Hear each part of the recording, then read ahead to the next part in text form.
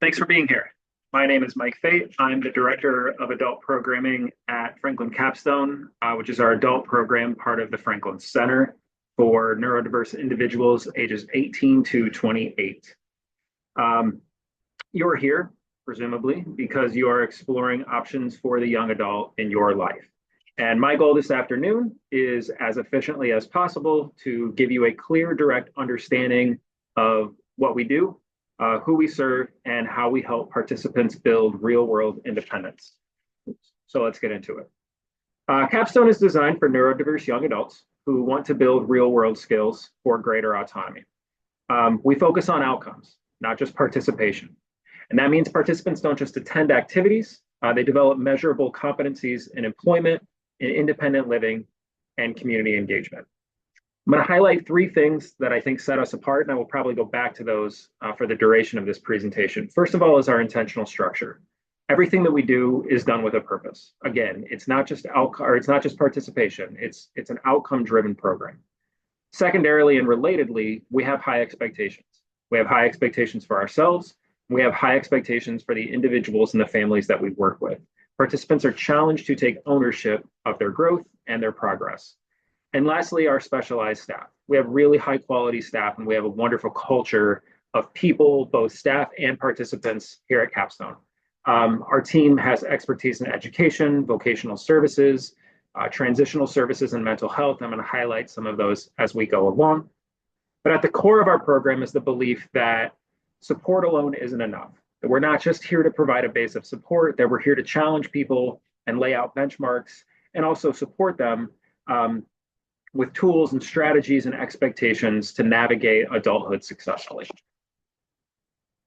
A couple of frameworks that I'm going to highlight. I talk a lot about culture in these presentations, but I do genuinely believe that's the base of what is important, and it's what sets us apart. And frankly, when I started this program 5 years ago, this was the base, and nothing at all has changed about it. We still go back in the way that we think about these things, and we talk about them, and we frame them in these core areas. So the first is the sailboat model. This is not my own. I wish I could take credit for it. Scott Barry Kaufman. Scott is a social psychologist who is himself neurodiverse. He's not on the autism spectrum, but he's neurodiverse. And he looks a lot at neurodiverse individuals, somebody whose work I would genuinely recommend. But the sailboat model was essentially his attempt to reimagine Maslow's hierarchy of needs, right? So you've got kind of your two pieces of the boat. You've got your hull, your bottom of the boat, which is your security and your stability, right? So that structure, the support, the safety, the feeling connected, that provides the foundation for success. Without that, it is impossible, or at least it's very difficult to move forward in your life. So we intentionally spend a lot of time trying to build people up, trying to create opportunities for them to develop their own sense of self and self-esteem, connection with others, feeling safe in the space, trusting staff. It's a major part of what we do, and I think is at the core of success of any program like ours. And then you have the sail, the top part. That's your exploration, that's your growth. And I think once stability is in place, participants can then take on new challenges, identify what it is that they want to do with their lives, and work towards that independence, again, still with that support in place. So at Capstone, we don't just push participants into situations they're not ready for. Instead, we focus on practical skill building, structured support, feeling connected and safe, and ensuring that strong foundation exists before we start taking those bigger steps. The other thing I want to highlight is our 4 pillars. I don't claim to be an expert in graphic design, but it does the job. Everything that we do is built around these 4 expectations. And then you can kind of see at the bottom there, the role of that is 1 part participant, 1 part staff, and 1 part family or support network. I very much believe that the most successful relationships that we have in our program are ones where we're bought in, the family's bought in, and the individual is bought in. And when I get to our admissions piece, that is a key component of it. If you're a parent here learning more about Capstone, great, glad to meet you.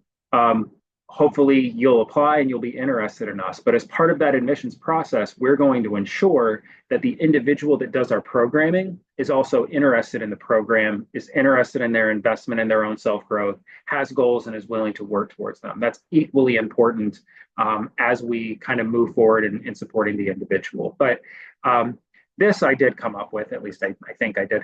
And it's the idea that in any functioning adult support relationships, you need to have all four of these things. You need to have responsibility. You have to take ownership for things. You have to identify kind of what it is that you are responsible for, both in your own progress, or if you're a support person, what you're responsible for in terms of creating the mechanisms of success for a person to move forward in their life. And if you're a family and support network, you have to own what you're responsible for as well. This isn't just a kind of a program where you can, send your kid and forget about it for 8 hours and then we never talk to you again. We want to be involved. We want to develop that individual together. We view everybody as part of that process. And then, of course, the accountability piece. Responsibility without accountability it's nothing. It's meaningless, right? So learning how to complete those tasks, learning how to follow through with the responsibility that you've been given is equally important. On the other hand, you can't just have responsibility and accountability by itself. We can't just hand out tasks and then walk away. So the other two pieces of that are the support piece, the giving help, the receiving of help too, knowing when and how to seek and provide support, and then that trust, that reliability, fostering a sense of mutual confidence so that they know that the people that we're working with are dependable. They can confide in them, they can trust them, and they can know that they will be there for the duration likely of their programming here. These programs, or excuse me, these principles, they're not just ideals. We reinforce them every day in every aspect of our program, from job training to independent skills to being in the community to everything else. This I'll just touch on real briefly. It's something that we actually made internally just to kind of talk about all the different service areas here, but I do think it makes a nice visual of what Capstone is. We are a volunteer-based program. We're a health and wellness-based program. We obviously hit on independent living, career readiness. We're a social program. We do overnights, which I'll talk about in a little bit. We're a voc rehab provider, which I'll also talk about in a little bit. And we provide individual mentorship and case management on a weekly basis. So all of these things kind of, holistic is a big buzzword, but I'm going to use it here. All of these things provide a lot of holistic support for that individual, which we do believe is essential towards developing them as individuals. Next, I think why this is needed. You probably already know why it's needed. If that's why you're here, but I do like numbers. I do like data. I do like comparing ourselves against the aggregate. And this is a lot of the data that we use. Looking at, so we have our college flex program. That's a big need. It's a big need. Less than 40% of people on the autism spectrum who start college finish college. That's a tough statistic to swallow. And I think a lot of it is just a lack of inherent support. A lot of people who receive supports in high school do not receive them in college, or maybe those supports in college are helpful in certain areas, but not in the areas that we might provide additional support, like communicating with your professors, some of those executive functioning skills, really down to the granular, knowing how to work on group projects, things like that. That's a lot of what we also spend time supporting in our College Flex program. And I think when you look at that 39%, a lot of it isn't just about getting to class on time, though certainly it's part of that. It's everything else that kind of encapsulates the college experience that a lot of people on the spectrum, or at least half the people on the spectrum, really struggle with. So we've identified our College Flex program as something that we believe can provide that additional support in order to help people navigate college should they need that. And then secondarily, only 10% of college graduates on the autism spectrum find work in their field of study. Now, a lot of people don't find work in their field of study. I didn't find work in my field of study, but that should be the opportunity or the choice that an individual gets to make, not something that they're, I guess, prohibited from doing from a lack of skills in other areas. So one example that I'll always use is like if you get a job in libraries, or excuse me, if you get a degree in library studies, which is a pretty common degree for people on the spectrum. A lot of them are very interested in libraries or books or things of that nature. That still requires a whole lot of social skills. A library is a very social space. And if you can't navigate those spaces successfully, that may prohibit you from being successful in a field that before you got into it, you may not have really understood what a social dynamic space that was. And I think that's true of most jobs. There are a few exceptions, your engineers, of course, but most jobs are going to require more than just sort of concrete knowledge and a task, but rather a development of the whole person in order to be successful in all of those areas. Employment is obviously a big piece. It's a well-known piece. We work every day to meet those metrics, and frankly, we do, and we're very happy about that. And then the social piece too. The statistics there that more than 50% of those on the autism spectrum receive no services at all in their 20s. There's a really good article called the 20 something free fall that also informed a lot of kind of initially what this program was. And it looked at what happens after either you graduate from high school or if you go into a transitions program after that and the services drop off. We're in Minnesota. We're happy to be in Minnesota. The support services are a little bit more robust, but if you don't know how to tap into them or you don't know what you're necessarily looking for, or maybe you feel like you're at an age where you shouldn't need services or whatever the case may be, that has a very derogatoristic or whatever word effect in terms of the development of that individual and the continual growth towards their independence as an adult. So collectively, this is a lot of what we look at and a lot of what we think about when we try to frame our services to provide the types of support that people on the spectrum have identified as young adults that they may need. The rest of these are more just kind of fact based or just kind of who we are, but I'll go through them and kind of give them the time that we're due.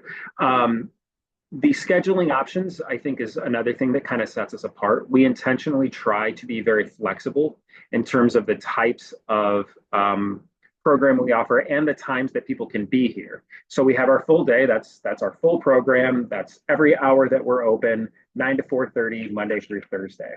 And I guess as you can maybe pick out, but maybe not, we're a full year program.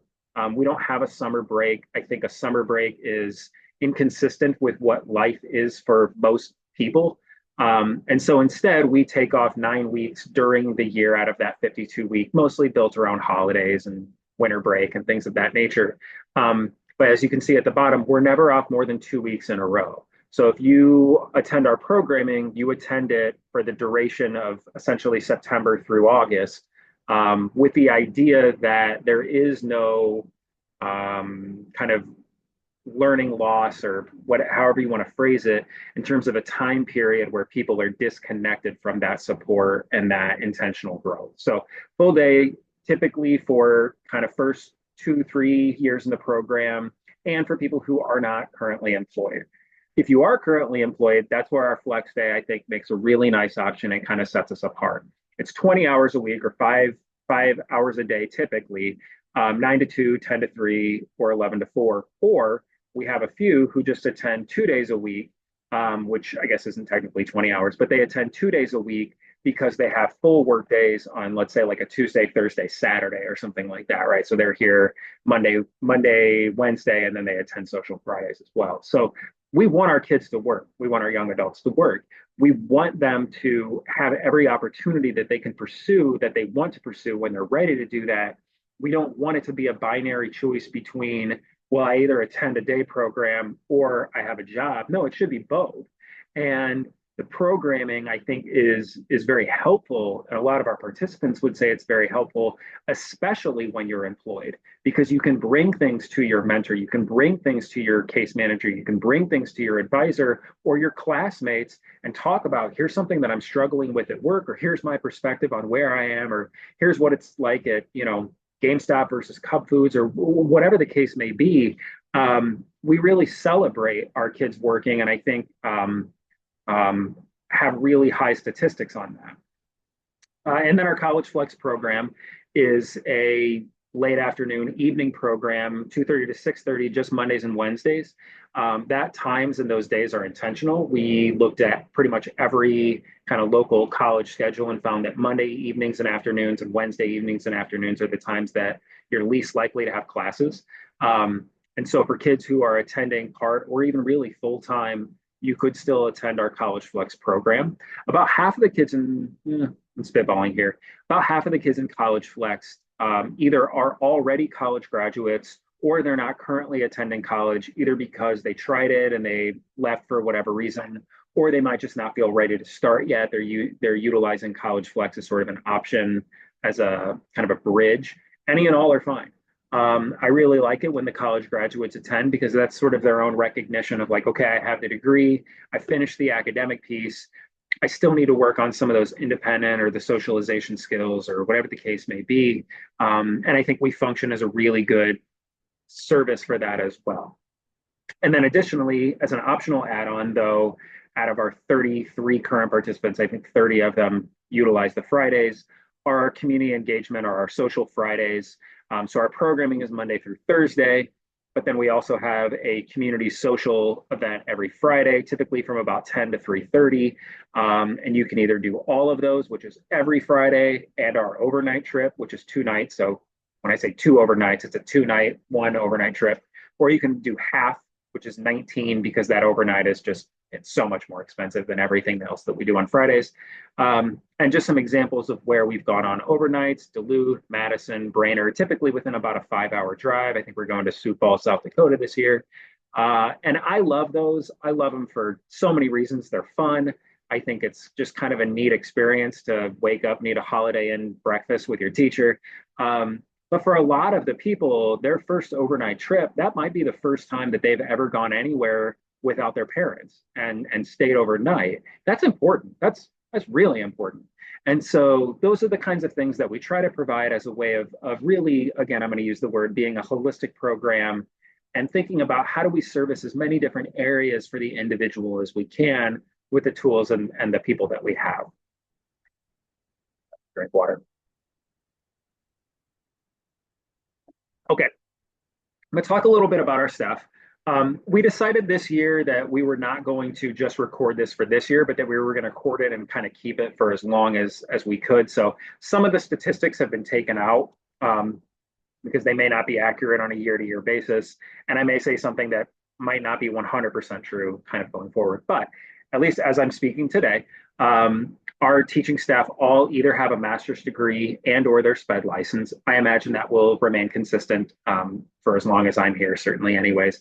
50% of our staff have a master's degree, and I think almost everybody at least has a bachelor's degree, even our support staff. So we're highly qualified in a lot of different areas, lots of teaching experience.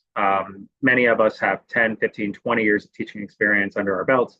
And we stay here. We have a year-over-year staff retention rate of over 90%. This is a wonderful environment to be. People like working here. I like working here. Students like being here, and that's intentional. And I think if you can find quality people and you can make them happy and keep them to stay, that makes a big difference. It makes it a better, consistent culture, especially for people on the spectrum who may struggle with a lot of staffing changes. We've done everything that we can to kind of avoid that because we recognize how intentionally purposeful that is. Staffing ratio, we have a student staff ratio of no more than 9 to 1 and no less than 4 to 1. So every class will have at least 4 or 5 students in it.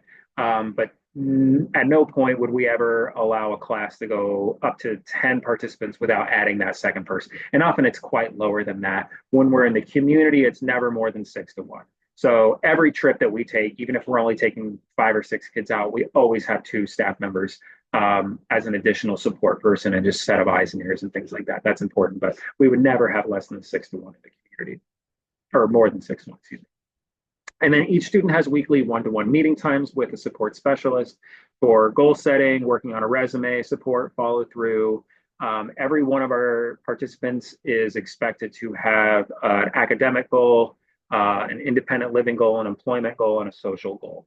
And so we support them in all of those areas, but with the idea, of course, that it's their goal, it's their follow through. We create the structure and we provide potentially the resources, but that meeting time is really about kind of what's on track, off track, troubleshooting things, talking about what's going on in their lives and in the program, and kind of anything else all between. Our course catalog, I provided the link here. It's on our website at franklinmn.org/capstone. provides, I think, a really robust explanation of we teach everything on a 4-year rotation. That doesn't mean that you have to be here for 4 years, and it doesn't mean that you can't be here for 4 years or for more than 4 years. But we offer 4 years of, I guess, original content, so to speak. And so the idea behind that is, we will sometimes have people who are interested in being here for 6 months. We're not. I'm not interested in that. We're not interested in that. I don't think 6 months is enough to really make a substantial difference in the lives of a young adult in that way. That's also not to say that everybody needs to be here for 4 years. We've had people be here for a year or two, and I think have found great success with that. But I would say the average expectation is probably about 4 years to kind of get that full development of the individual with all of the classes that we offer. And again, you can find that on our website, and feel free to reach out if you have questions in that regard.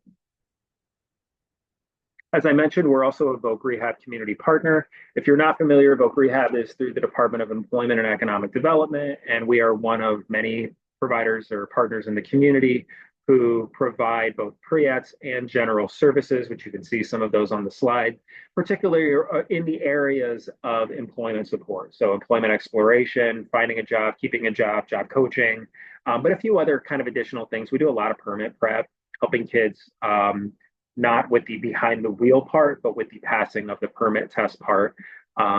We like that. I think it allows our employment support specialist staff, who also do help out with some of our participants in the program, it allows them to stay in tune with kind of other resources and, community partners, employers, things of that nature.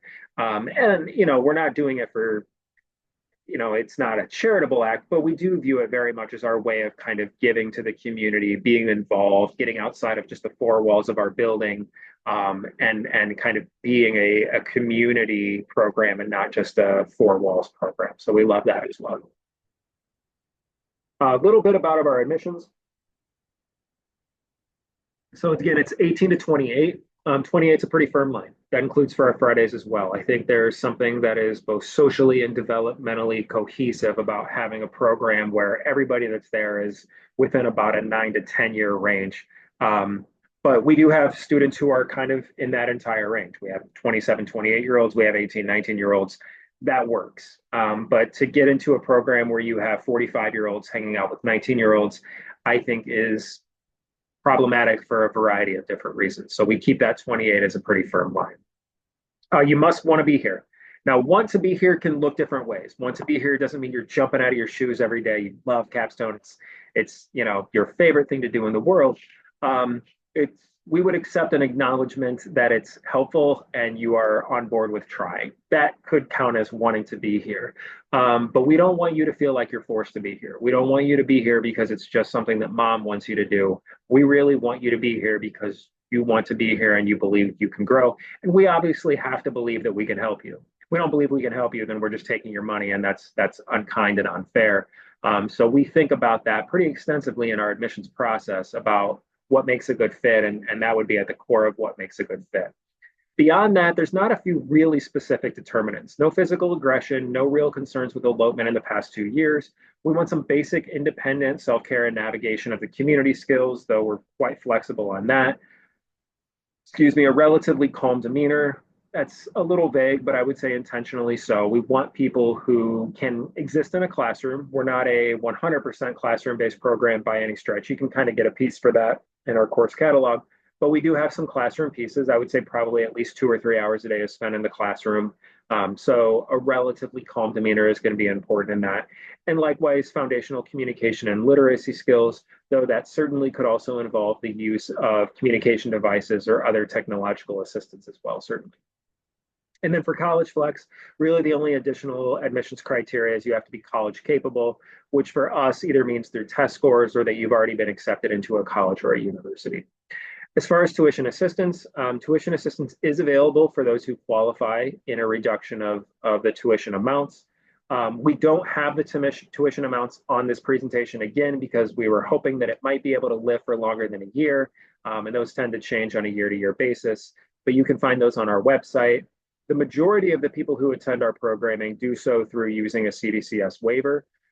We are in the waiting list process for a DD waiver, but for right now, we do not have that. I've been on the wait list for about 2.5 years. So at this point, honestly, who knows? But the majority of the people who attend our programming do use their CDCS waiver. We never really have any issues in terms of getting that approved. And typically, the waiver will cover the entirety of the program.